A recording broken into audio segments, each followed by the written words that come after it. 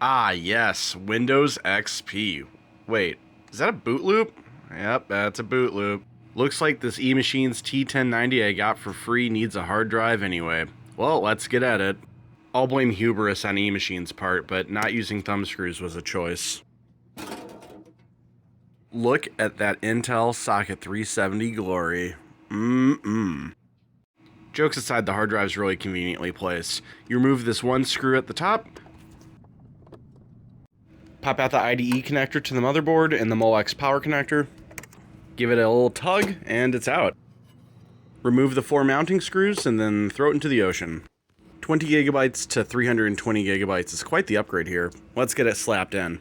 Surely I'll never fill 320 gigabytes. Then just clip it in, install that one screw and the connectors, and you're ready to rock. I inherited some cool LED Molex fans, so might as well while I'm in here.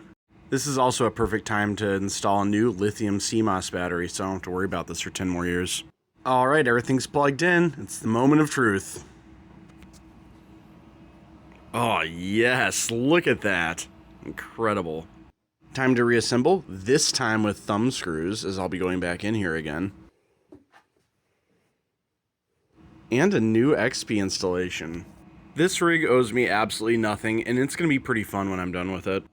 So follow along as I make what your average teenager in the year 2003 would have had for their computer.